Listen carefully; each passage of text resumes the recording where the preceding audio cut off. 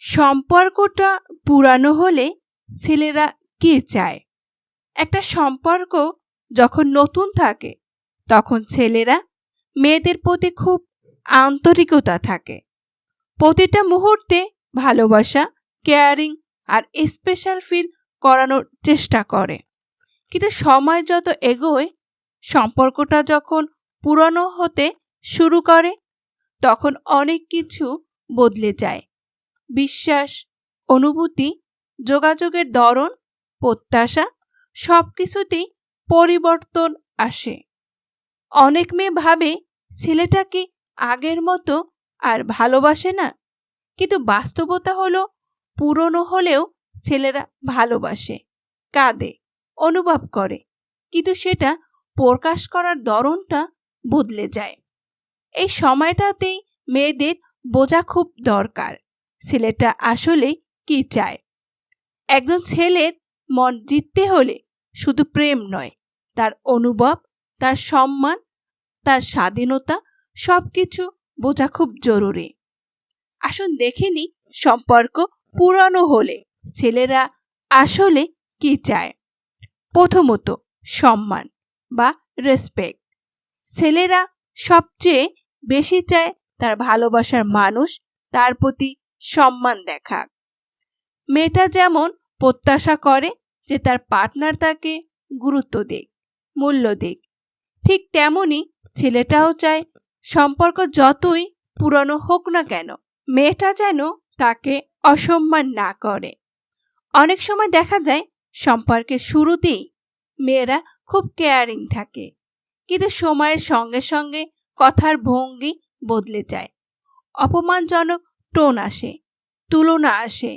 একটা ছেলে তখন চুপ থাকে, কিছু বলে না, কিন্তু তার ভেতরে সেই অপমান জমে জমে সম্পর্কটা দুর্বল করে দেয়।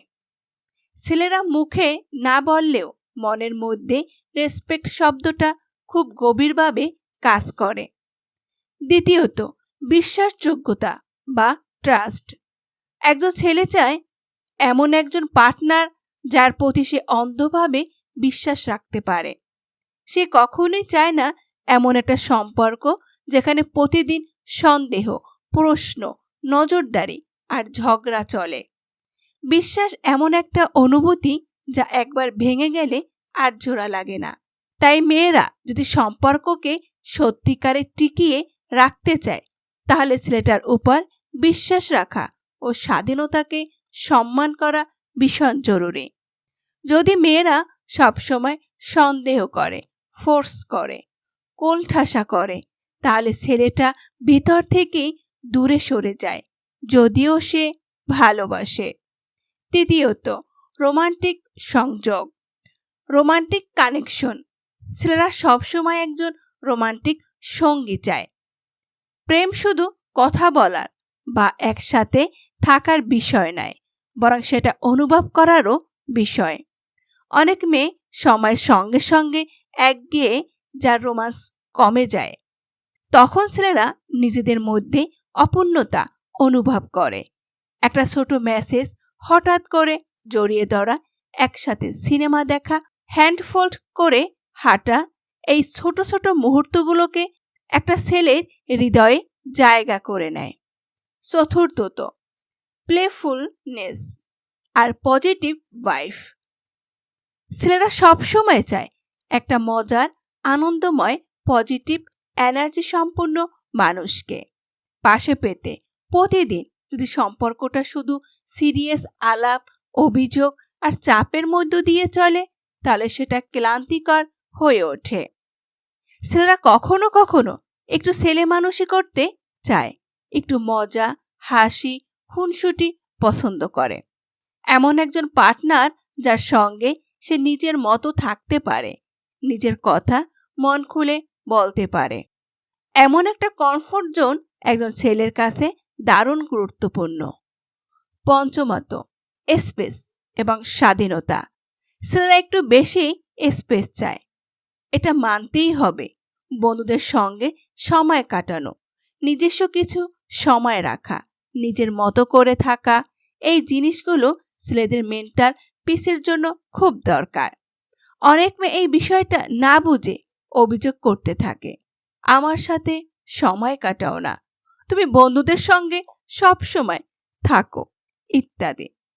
কিন্তু এই আচরণ আসলে ছেলেদের মানসিকভাবে ক্লান্ত করে তোলে। ছেলেরা চায় এমন একজন গার্লফ্রেন্ড যিনি নিজের সাথে, যার নিজস্ব কাজ হবে, প্যাশন আছে, যে নিজেকে নিয়ে ব্যস্ত থাকে, ইনসিকিউর নয় বরং আত্মবিশ্বাসী।